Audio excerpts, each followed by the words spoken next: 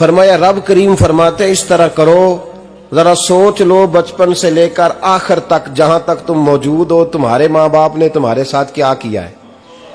अगर उससे बढ़ा के करोगे तो इसका मतलब है तुमने एहसान किया है। माँ बाप जो होते हैं ना, ठंडी छांव, मीठी जिंदगी।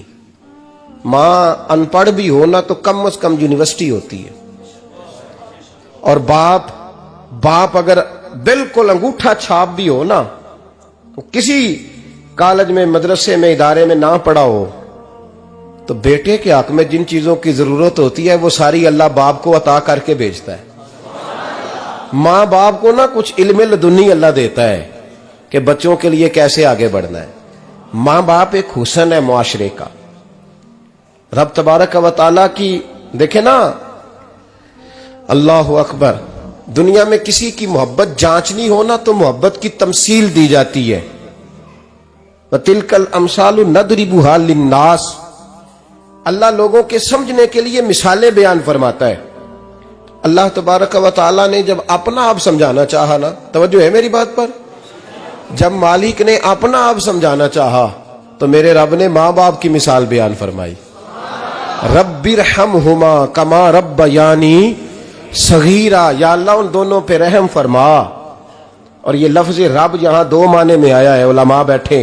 रब का माना होता है तदरीजन पालना का, या अल्लाह उन दोनों पे रहम फरमा जिन्होंने मुझे रब बन के पाला। यानी मतलब क्या, यहां रबूबियत का माना पालने के माने में, तदरीजन पालना।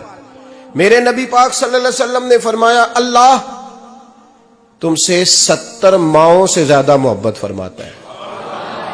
ये इमाम सुयूती ने दुर्रे मंसूर में रवायत लिखी है। अच्छा भाई, अल्लाह ने भी मिसाल मां की बयान फरमाई। फरमाया घर जाके अपनी अम्मा को देख लो, अम्मा तुमसे कितना प्यार करती है। बस उस प्यार को तोलना शुरू कर तो 70 माओं से भी ज्यादा रब तुमसे मोहब्बत फरमाने वाला है। माँ के सीने में ना, देखे ना, एक बच्ची होती है बीए, वो उसने कर लिया, उसकी अम्मा रोज कहती है बेटे सवेरे उठा कर। सास के पास जाएगी तो वो कहेगी कि इसकी अम्मा ने सवेरे उठना सिखाया ही नहीं, और बेटी कहती है अम्मा जो जावांगी वेखी जाएगी। अच्छा, उसकी शादी हो गई, उसकी सास ने आहिस्ता आहिस्ता शिकवे शुरू कर दिए, खामन से कहने लगी तू इसको उठाता ही नहीं सवेरे। वो भी कहता है कमरे में जाके अम्मा शिकवा करती है तू उठती नहीं। और बच्ची लाडली थी, वो नहीं थी उठती टाइम पे। जिंदगी के 22 साल 23 साल वो सवेरे नहीं उठी, वक्त पे नहीं उठी, मिसाल दे रहा हूं। फिर उसी बेटी को अल्लाह ने एक बेटा अता कर दिया। सुबह 100 आवाज उसकी अम्मा देती थी पर उसकी आंख नहीं खुलती थी, लेकिन उसी बेटी का बेटा शहरी के वक्त हल्का सा रोता है। सारी दुनिया सोई है पर अम्मा उसकी फटाफट जागती है, फटाफट जागती है। एक आदमी था तो उसकी बीवी इंतकाल कर गई और उसने तलाक दे दी।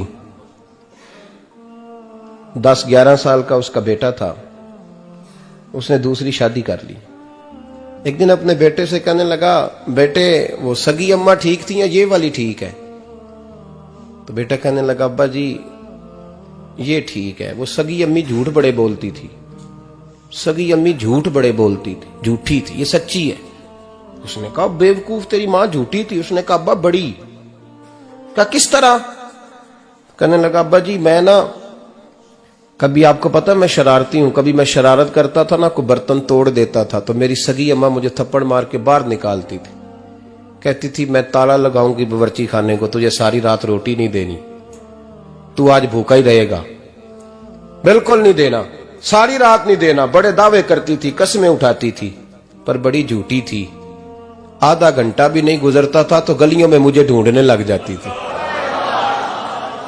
ढूंढ के लाती थी, ढूंढ के, और ला के ना तो गलती मेरी होती थी, रोना मेरी अम्मा शुरू कर देती थी। वे ओए मैनू ना सताया कर वे पुत्रा। फिर मेरी मर्जी का खाना मुझे पका के देती थी, मेरी मर्जी का। और फिर मेरी अम्मा मुझे तोहफा भी देती थी। अब्बा जी वो झूठी थी, पहले कह रही थी सारी रात नहीं देना, अब आधा घंटा। ये बड़ी सच्ची है, जवाब भाई है। मैं शरारत करता हूं तो थप्पड़ मार के निकाल देती है, कहती है रोटी नहीं देनी। फिर मैं सारी रात रो के गुजारता हूं पर नहीं देती। ये सच्ची है, वो झूठी थी तू मां के दर्द को क्या समझे। बच्चे तो कहते अम्मा ने हमें कैद कर दिया, अम्मा कहती है मेरी मर्जी से खाओ। और तुझे नहीं पता उसने कैद नहीं किया, वो तुमसे प्यार बड़ा सच्चा करती, और बड़ा सच्चा प्यार करती है तेरे साथ, बड़ा सच्चा। बेटा बर्गर खा के आ जाता है, अम्मा कहती है रोटी खा ले, कहता नहीं आपने बैंगन पकाए हुए हैं मैंने नहीं खाने। तो अम्मा मिन्नतें करती है, कहती है चल तू दस की खाना है, तेनू सेवियां ना बना दिया, फटाफट दाल पक जाएगी, क्या खाएगा। वो अब्बा जी मेरी तरह करीब से कहते हैं छड़ पर भूख लगेगी तो आप ही खा लेगा। लेकिन अम्मा कहती है इसने रोटी ना खाई तो मुझे नींद नहीं आएगी। तो इस दर्द को समझना, मैं गुलाम हूं एक आस्ताने का, और मैं समझता हूं जो किसी का मुरीद ही नहीं उस पर तो साया ही नहीं, उसे चाहिए किसी बुजुर्ग का साया हासिल करे। लेकिन भाई ये बात भी बड़ी सच्ची है कि मेरे जैसे पीर के हाथ में 5,000 रुपया नजराना दो ना, पीर साहब दुआ करना, तो पीर साहब ने दुआ पक्की याद की हुई है सबके लिए, रटी रटाई, अल्लाह खैर करे अल्लाह भला करे, और सबके लिए रट्टा लगाया हुआ है। और अम्मा को बेटा वैसे ही कह जाए, वैसे ही अम्मा मैं इंटरव्यू देने जा रहा हूं, जरा दुआ करना, वो बीबियां मंगा के दुआए तंजीना पढ़ाना शुरू कर देती है, और सारी सारी रात मुसल्ले पे बैठी। इस दर्द को समझना। और भाई बड़ा वेल ड्रेस बेटा होता है, वेल ड्रेस नौजवान, वो 18,000 का जोड़ा पहनता है, 7,000 का जूता खरीदता है, वो कीमती किस्म की घड़ी इस्तेमाल करता है। लेकिन उसी बच्चे के जब अपने बच्चे होते हैं ना, तो बीबी को कहता है ये ले 10,000 रुपया, बच्चों के कपड़े खरीद ले, मेरे सही है अभी कल ही तो खरीदे थे। और बाप, और तू समझा ही नहीं यार, 30 साल बाप ने जवानी सारी सऊदी अरब को दे दी, लेकिन तेरा ख्याल रखा। मैं ऐसे लोगों को जानता हूं जिन्होंने 30-30 साल परदेश में कंबल नहीं बदला, और जहां गए थे तो एक कंबल खरीदा था फिर बदला नहीं। तू मां बाप के बारे में, और यहां बच्चे हिसाब करते फिरते हैं, अब्बा जी तो पिछले महीने भी 5,000 दिता सी, तुसी पैसे दा कर दे की हो, मां बाप से हिसाब करता है तू। तिरमिजी शरीफ के लफ्ज है, एक सहाबी ने आके अर्ज की या रसूल अल्लाह पैसे विरासत के नहीं, मेरे अब्बा जी ने नहीं दिए मुझे, और मैंने खुद मेहनत करके कमाए, अब मेरा अब्बा मुझसे पैसे मांगता है तो क्या करूं, और मेरे हैं, मैंने कमाए हैं, अब्बा जी ने नहीं दिए, विरासत नहीं, हिस्सा नहीं मिला। हुजूर मेरा अब्बा मांगता है तो मेरे लिए हुक्म क्या है। तो नबी पाक ने फरमाया क्या कहा तुमने, पैसे तेरे हैं? यकीन करें हुजूर हाँ। तो फरमाया अब्बा किसका है? पहली मर्तबा इतनी रश देख कहा या रसूलल्लाह मेरा। तो फरमाया अगर तू अपने वालिद का है तो तेरी हर शय तेरे वालिद की है, तू भी तेरे वालिद का है तो तेरा माल भी तेरे। मां और बाप ये तो हुस्न है जिंदगी का, ये तो वकार है इंसान का। जब तक मां बाप का हाथ पकड़ के चलोगे ना, रास्ते सीधे रहेंगे, और जिस दिन उंगली छोड़ के सड़क पे निकलना पड़ा ना, सर चकराने लगेगा। याद रखना ये बड़ा मुश्किल काम होता है। लोगों का तो रुख ही उस दिन वादे होता है जिस दिन आदमी साये से महरूम होता है। अम्मा तो कमरे में पड़ी हो ना, औरंगजेब आलमगीर की मां फौत हो गई, 350 कमरा था महल का, और अम्मा 12 साल टांगों से माजूर रही औरंगजेब आलमगीर की। अम्मा 12 साल कमरे से निकल नहीं सकी, साथ ही वॉशरूम था या जो भी उस दौर में तरीका था।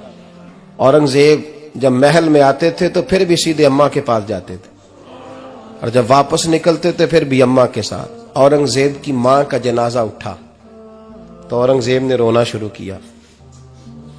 फिर सालों बीत गए पर उसके आंसू खुश्क नहीं होते थे। एक शख्स ने कहा तेरी कोई अनोखी मर गई है, सारी दुनिया की मरती हैं। उसने कहा मैं बादशाह हूं, 24 घंटे लोगों का आना जाना है, बड़े दबदबे हैं, बड़े डेरेदारियां हैं, बड़ी भैंसें, बड़ी गायें, बड़े खाने वाले, बड़े लांगरी। मेरी मां बूढ़ी थी, एक कोने में पड़ी रहती थी, पर जब से वो गई है ये मुझे महल नहीं लगता, मुझे कब्रिस्तान लगता है। मुझे लगता है ये कब्रिस्तान है। मां और बाप तो तेरी नेमत है भाई। हम बच्चे, हमारे आजकल के बच्चों ने एक मसला बड़ा पक्का याद कर लिया, कहते मौलाना पीर साहब पसंद की शादी करना जायज नहीं। मैं कहता हूं साहब और भी बड़ी चीजें जायज है, सिर्फ एक ही शय जायज रह गई है। रसूल पाक सल्लल्लाहु अलैहि वसल्लम सिवाय अल्लाह के किसी के पाबंद नहीं, किसी के पाबंद नहीं। पर जनाब सैयदा खतीजतुल कुबरा रदी अल्लाह तआला अन्हा ने पैगामे निकाह दिया, या रसूलल्लाह मैं शादी करना चाहती हूं, हुजूर किसी के पाबंद नहीं। पर मेरे महबूब ने फरमाया मेरा चचा मेरे वालिद की जगह है, मैं अपने चाचा से पूछ के तुम्हें जवाब दूंगा। यह है पसंद की शादी जो मेरे नबी ने बयान फरमाई है। तू सारा कुछ क्रॉस कर करके गुजर जाता है। यहां तो हाल यह है कि पालने वाला कोई और साये में बैठने वाला। बाग तेरे दी कर कर राखी मैं सारी उम्र गुजारी, तो जदों ये फल पकन ते आया ते लै गए होर व्यापारी। और बेटा गुजरता है अम्मा के दरवाजे के आगे से, अम्मा के दरवाजे के आगे बेटा अमरूद लेके आया है 6 किलो। तवज्जो है मेरी बात पर? इधर देखें जी, छोड़ें थोड़ी देर हमारी सुने। वो अमरूद लेके आया 5-6 किलो, तो अम्मा के दरवाजे के करीब से गुजर गया रात को। तो कमाई खाने का टाइम आया ना, तो गुजर गया। तो वो वजीर आजम से डरता है ना, तो जाके बीबी से कहता है बीबी के हकूक देना भी रसूलुल्लाह की सुन्नत है। लेकिन ये क्या बात हुई, तूने बीवी और मां का मुकाबला शुरू करा दिया? समझ तो सही, ये तेरे लिए काबे की जगह है और तू बीवी के लिए काबे की जगह है। उसे भी समझना चाहिए, गौर करना चाहिए। 5 किलो अमरूद लेके तो मां के कमरे के करीब से गुजर गया है। बीबी को जाके कहता है चल आधा किलो अम्मा को भी दे आ, उसके कौन से दांत हैं। तो प्लेट में डाल के वो लाई है। तू समझा ही नहीं, तूने गौर ही नहीं किया। बंदा तो वो ठीक नहीं था, नेपोलियन। पर किसी ने उससे पूछा था बता जिंदगी में पैसे लेने का मजा कब आया? उसने कहा कि मुझे मजा तब आता था कि मैं अपनी सारी कमाई ला के अपनी अम्मा के हाथ पे रखता था, और फिर जब मैं अपनी मां से थोड़ा थोड़ा खर्चा लेता था ना, थोड़ा थोड़ा, तवज्जो है मेरी बात पे? अम्मा जी 10 रुपए दे आज, कहते जब मैं थोड़ा थोड़ा खर्चा लेता था ना, तो मुझे यूं लगता था जैसे मैं बादशाह वक्त के सामने खड़ा हूं और वो खजाने का मुंह खोल खोल के मुझे देता जा रहा है। तू इस जायके को समझ तो सही भाई, तू इसको समझ तो सही भाई। याद रखें और गौर करें, मां और बाप। और फिर ये भी सुन ले, नबी पाक सल्लल्लाहु ताला अलैहि वसल्लम ने मां बाप के लिए फरमाया हुमा जन्नतुका व नारुक, यही तेरी जन्नत है और यही तेरे लिए जहन्नम है। अगर ये राजी हो गए तो तेरे लिए जन्नत है, नाराज हो गए तो चाहे तू एक 100 पीर के मजार पे हाजिरी दे आ, लेकिन जब तक अब्बा राजी नहीं उतनी देर तक अल्लाह राजी। ये हदीस पाक है, हुजूर ने फरमाया जिसके वालिद राजी उसका अल्लाह राजी, और जिसका बाप नाराज उसका अल्लाह। हाँ बेशक, अब ये हदीस है ना, तो सारे वली एक तरफ बैठ जाएं, कहें या अल्लाह बख्श दे मुरीद को। लेकिन अगर अब्बा कहे या अल्लाह ना माफ करना, तो अल्लाह उन औलिया की नहीं मानता, वालिद की मानता है। इसलिए बुल्ले शाह आसमानी उड दियां पढ़ना है, जेड़ा घर बैठा उन्होंने पढ़िया ही नहीं।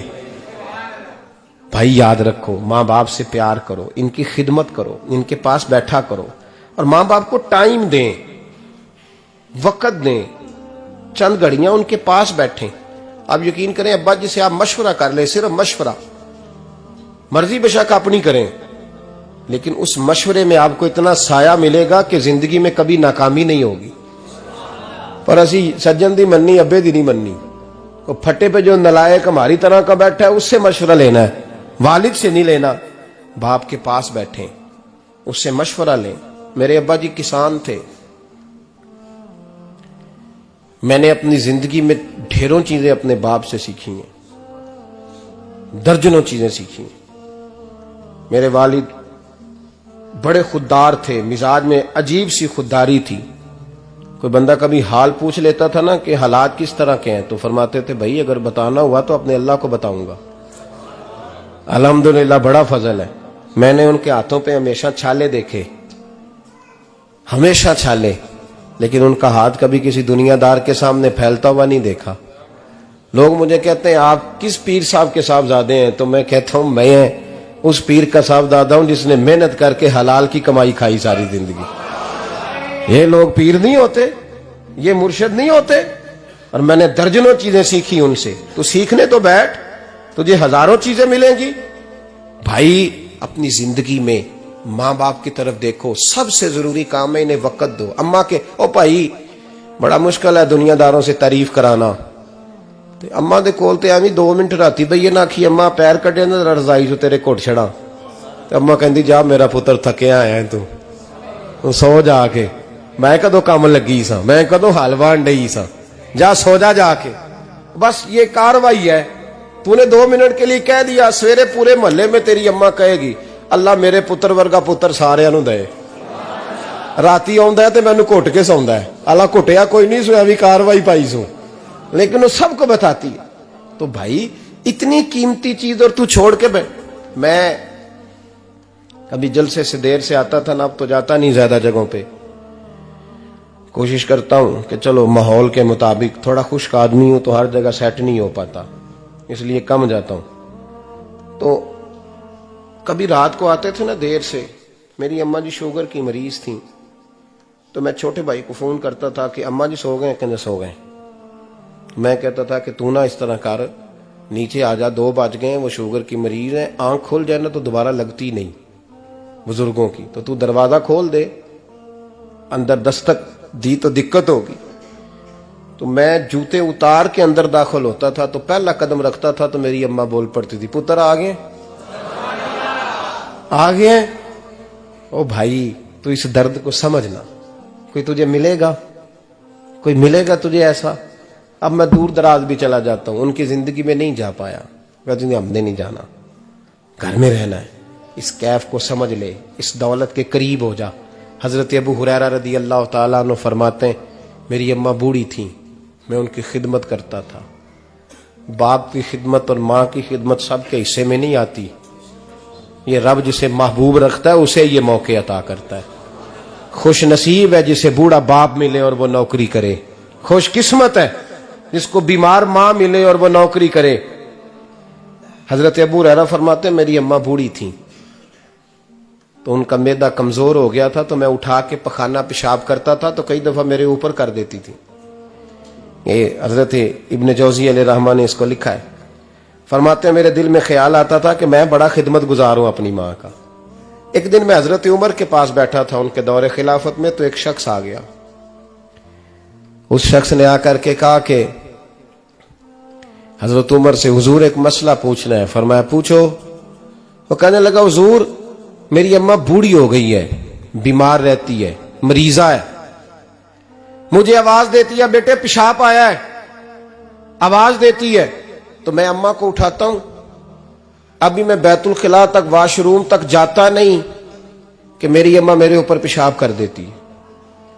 हजरत उमर से कहने लगा हुजूर बचपन में मैं अम्मा पे पेशाब करता था, अब अम्मा मेरे ऊपर कर देती है तो हक अदा हो गया ना। हजरत अबू हुरैरा कहते हैं जब उसने सवाल पूछा तो मेरे भी कान खड़े हो गए। मैंने कहा ये तो मेरे वाला मसला पूछ रहा है, मेरे वाला मसला पूछ रहा है। मेरे पास एक दोस्त जुमा पढ़ने आते हैं बड़ी दूर से, मुझे कहने लगे हजरत साहब जदों भी मैं आउना ना तुसी मेरी ही गल छेड़ देंदे हो, वो जो बात होती है ना बिल्कुल मेरी होती है। मैंने कहा नहीं यार जो मैं कर रहा होता हूं वो मेरी भी होती है, वो सारे मुआशरे की होती है। हमें लगता है कि मेरी हो रही है, हालांकि वो बात हमारी सबकी मुश्तरका होती है। सुन ले और याद रख लें। हजरत अबू हुरैरा फरमाते मेरे कान खड़े हो गए। मैंने कहा इसने तो मेरी बात पूछनी शुरू कर दी। हजरत फारूक आजम से कहने लगा हुजूर बचपन में मैं अम्मा पे पेशाब करता था, वो मेरे ऊपर कर देती है तो हक अदा हो गया। हजरत उमर कहने लगे नहीं कोई नहीं हुआ।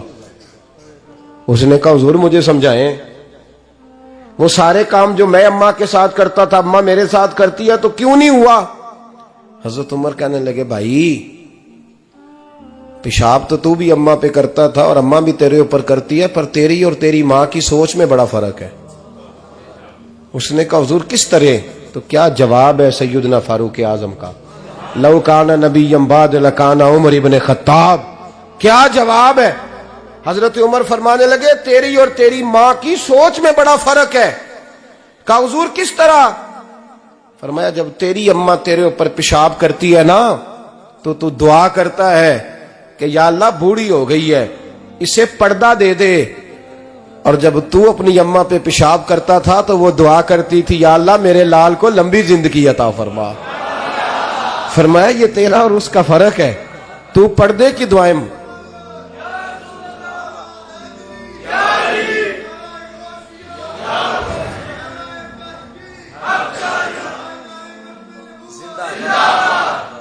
सुने अजीजों, कहा जब तेरी और तेरी मां की सोच में, और नबी पाक सल्लल्लाहु अलैहि वसल्लम ने फरमाया है जितने भी गुनाह इंसान करता है ना, अल्लाह करीम सजा को रोक देता है, कयामत में सजा देगा। और जो माँ बाप का नाफरमान है ना, उसको दुनिया में भी सजा मिलेगी। जो माँ बाप का नाफरमान है उसे दुनिया में भी, आप यकीन करें, बच्चे थोड़ा सा पड़ जाते हैं बेचारे, तो माँ बाप से कहते हैं अब्बा जी तुसी पुराने दौर दे हो, तुहानू की पता होवे। और तुझे पता ही नहीं भाई, तुझे खबर ही नहीं, ये पुराने दौर के नहीं, तू बेवकूफों के दौर का है। तू समझ ये कोई तालीम है?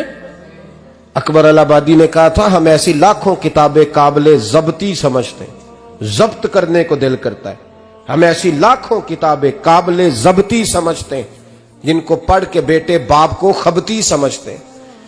बात है करने वाली, मां और बाप इतना बड़ा दर्जा है। और भाई सुन लो और इस बात को याद रखना, दुनिया में सियाबी होने से बड़ी विलायत कोई नहीं।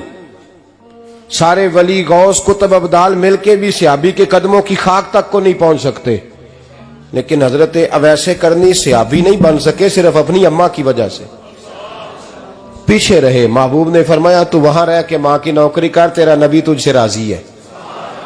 इतना बड़ा काम उन्होंने छोड़ दिया, हुजूर की जाहिरी जियारत नहीं कर पाए, और तू कहता है मैं फलाने पीर साहब के आस्थाने पे होता हूं, अम्मा बड़े भाई के पास होती है, मैं जाता हूं तंजीमों के साथ, जमातों के साथ, और अम्मा फलाने के साथ। ये कैसी बात हुई?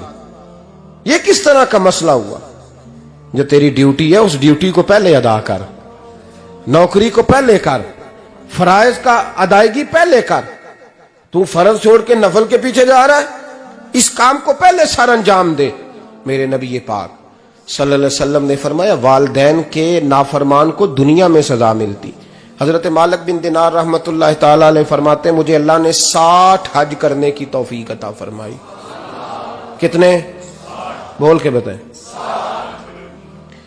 जिस बंदे के पास इतने पैसे हों कि हज पे जा सके, आ सके, और जितने दिन रहना है घर वालों को खर्चा दे सके, उस पर हज करना फर्ज है। पता है आपको, उस पर हज करना। इसलिए बयान कर रहा हूं कि हज की दरखास्तें जा रही हैं। हम पता क्या कहते हैं? हम कहते हैं बच्चे बड़े होंगे, शादी करूंगा फिर जाऊंगा। ये किसने फतवा दिया है? ये किससे आपने पूछा है? वो जब बड़े होंगे उनकी शादी की चीज उस वक्त आप पे फर्ज होगी। अभी जो फर्ज है उसको अदा करें। और ये तिरमिजी शरीफ की हदीस है, याद रख ले। नबी पाक सल्लल्लाहु अलैहि वसल्लम ने फरमाया जिस पर हज फर्ज था उसने किया नहीं, बगैर हज किए मर गया, या यहूदी होके मरेगा या ईसाई होके मरेगा। इतना बड़ा हुक्म है हज के हवाले, लेकिन लोग इंतजार करते रहते हैं पता नहीं किस चीज का। जब आपको अल्लाह मौका दे, हिम्मत दे, तो पहली फुर्सत में ये फरीजा अदा करें, ये जरूरी काम है। हजरत मालिक बिन दिनार फरमाते मैंने 60 हज किए। एक हज के मौके पर मैंने बड़ा रश देखा, लाखों का इज्तिमा हुआ। मेरी बातों की समझ तो आ रही है ना आप दोस्तों? जो नहीं बोल रहे उन्हें भी आ रही है ना? अल्लाह जज़ा दे। कहते लाखों का मजमा था, तो मेरे दिल में ख्याल आया, मैंने कहा अल्लाह इतने लोग आए हैं, इनका हज कबूल भी हुआ है कि नहीं? फरमाते मैं सोच रहा था तो रात को ना ख्वाब में मैंने किसी कहने वाले को कहते हुए सुना कि सबका कबूल हो गया है। बल्ख का रहने वाला मोहम्मद बिन हारून बल्खी है, उसका हज कबूल नहीं हुआ। फरमाते हैं शहरों के अलग-अलग खैमे लगते थे। अब भी आप हज करने जाएं तो पाकिस्तानियों की रिहायशें अलग होती हैं, इंडियन की अलग, बांग्लादेश के अलग, मिस्री, यमनी, सब लोग अलग अलग रिहायशें होती, झंडे लगे होते हैं मुल्कों के। कहते मैंने सवेरे उठ के ढूंढना शुरू कर दिया, ढूंढता हूं वो बंदा मिले। कहते जहां बल्ख शहर के लोग रहते थे वहां चला गया, तो मैंने लोगों से पूछा तुम में मोहम्मद बिन हारून बल्खी कौन है? लोग कहने लगे वो तो बड़ा नेक आदमी है, परहेजगार है, बड़े भोले भाले, बड़े अल्लाह वाले, रियाज आपको बस हम ही जानते हैं, वो तो बड़ा नेक है, परहेजगार आदमी। कहते मैंने कहा अच्छा कहां है? उन्होंने कहा पहाड़ के पीछे उसने खैमा लगाया हुआ है, सारी रात इबादत करता है, सारा दिन रोजा रखता है, कायमुल लैल है, साइमुद दहर है। क्या बात? फरमाते हैं मैं उन लोगों की बात सुन के हैरान हो गया कि मुझे क्या बताया गया, ये क्या कह रहे हैं। फरमाते हैं मैं पहाड़ के पीछे गया। हजरत मालिक बिन दिनार अलैहि रहमा फरमाते हैं जब मैं वहां पहुंचा तो मैंने उस शख्स को मुसल्ले पे बैठे देखा। कसरत इबादत के आसार उसके वजूद पर नजर आ रहे थे। सीधा बाजू उसका कटा हुआ था।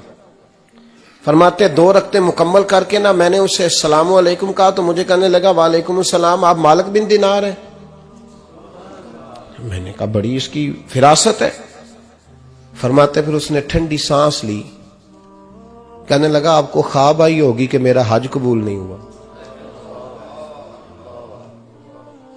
फरमाते हैं मुझ पर और बिजली गिरी कि क्या कह रहा। फरमाते मैंने कहा यार लोग भी तेरी तारीफ कर रहे हैं और तेरी बसीरत भी बड़ी है, तो ये माजरा क्या है। कहने लगा आप ना पूछें। ये कह के उसने रोना शुरू किया, देर तक रोता रहा। मैंने कहा नहीं यार तू बता। कहने लगा नहीं आप ना पूछें, आप नाराज होंगे। मैंने कहा मैं नहीं होता, तू बोल ना। कहने लगा हुजूर 24 साल हो गए मुझे हज करते हुए, 24वां हज है मेरा, और हर साल कोई अल्लाह का वली आके बताता है कि जा चला जा तेरा कोई नहीं कबूल हुआ। बेपरवाही वेख सज्जन दी जिथे किसे दी पेश ना जावे, उन्हें ताजा वाले दर दर रोले ते मंगते तख्त बिठावे। आजम किसे नु कारा मिलदा ही कोई काबे खाली आवे। कहते हैं उसने मुझे कहा हुजूर 24वां हज है, हर साल कोई बताता है। मैंने कहा तेरी गलती। कहने लगा मैं अपनी मां का नाफरमान। मैंने कहा वाकया क्या हुआ। कहने लगा हजरत अल्लाह ने मुझे दौलत दी, माल दिया, जमीनें दी, तो मैं अय्याश हो गया। आप यकीन करें अल्लाह लोगों को माल देता है तो वो समझते हैं मेरी चालाकी से आया है, मैं तेज बड़ा था इसलिए आया है। नाफरमान होते हैं। लेकिन जो रब लेना जानता है, देना जानता है, वो लेना भी। वारस शाह मान करी ना वारसा दा, रब बेवारसा करके मार दई।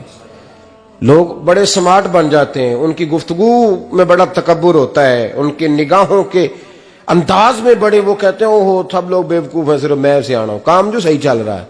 ओ भाई 1 मिनट लगता है इंसान को बादशाह से फकीर होने में। एक इमाम मालिक रहमतुल्लाह अलैह बैठे थे तो हारून रशीद आपसे कहने लगा इमाम अबू मालिक से, हजरत बताएं इस वक्त अल्लाह क्या कर रहा है। आप फरमाने लगे यार तू बड़े मोटे दिमाग का है, किस तरह के सवाल पूछता है। बादशाह था ना, कहा नहीं आप बताएं। तो इमाम मालिक फरमाने लगे तू तख्त पे बैठ के सवाल पूछता रहता है और मैं नीचे बैठ के जवाब देता रहता हूं, नीचे आ फिर बताता हूं। उसने कहा जनाब बताएं। फरमाने लगे तू सवाली है ना, तो तू नीचे बैठ और मैं ऊपर बैठता हूं। क्या जनाब आ जाए। हारून रशीद नीचे आ गया, इमाम मालिक तख्त पे बैठ गए। फरमाने लगे अब बता क्या पूछ रहा था। कहने लगा हुजूर पूछा था अल्लाह इस वक्त क्या कर रहा है। फरमाने लगे रब इस वक्त तुझे समझा रहा है कि इस तख्त पे तकब्बुर न करना, 1 मिनट लगता है मैं तुझे उठा के मालिक को बिठा दिया करता हूं। ये तुझे समझा रहा है, लिहाजा इस समझ पे कायम रहना, तकब्बुर न करना, 1 ही तो मिनट लगता है, ये तुझे समझा रहा है। तो वो शख्स कहने लगा मोहम्मद बिन हारून बल्खी इमाम मालिक बिन दिनार से कि हुजूर बड़ी दौलत थी तो मैं अय्याश हो गया था। रमजान का महीना था, अम्मा तंदूर में रोटियां लगा रही थी, मैं शराब पी के घर आ गया। हमारे यहां ये भी फैशन है ना, अब मेहंदी वाले दिन चौधरी साहब के डेरे पे जवान शराब पीते हैं तो पूछते हैं हाजी साहब आप तो हाजी भी हैं, तो डेरे पे मुंडे क्या करते रहे। कहते मैं डेरे तो था मैनू नहीं पता, वो कार लगे सन। हाजी साहब आपको सारा पता है और अल्लाह आपसे पूछ लेगा। यहां तो कोई आदमी चुप कर जाएगा आपके किलों की वजह से, लेकिन अर्श के मालिक को भी तो जवाब देना है कि नहीं। क्या तरीका है देखे ना, कुल वाले दिन महफिल और मेहंदी वाले दिन अल्लाह से सिर्फ दुखों का रिश्ता है, रसूलुल्लाह से सिर्फ गमों का रिश्ता है। अगर तूने ढोल ढमक्का शोर शराबा किया है शादी वाले दिन तो कुल वाले दिन भी बजा, तेरा पता चले, जनाजे पे भी बजा। क्या तमाशा है। मजहब सिर्फ रस्म है, जरूरत है, कोई मर गया तो कुरान पाक खोल लो, बाकी जो मर्जी करो। हज भी कीती जांदे हो, लहू भी पीती जांदे हो, खो के माल यतीमां दा भेज मसीती जांदे हो, फट दिलां दे सींदे नहीं, टोपियां सीती जांदे हो, नफ्स ते छुरी फेर दे नहीं, बकरे कीती जांदे हो, फर्ज भुलाई बैठे हो, नफला नीति जांदे हो, ओ दसो ते सही बुल्ले नू ए की कुछ कीती जांदे हो, ओ दसो ते सही बुल्ले शाह नू की कुछ कीती जांदे हो। कोई तरीका है?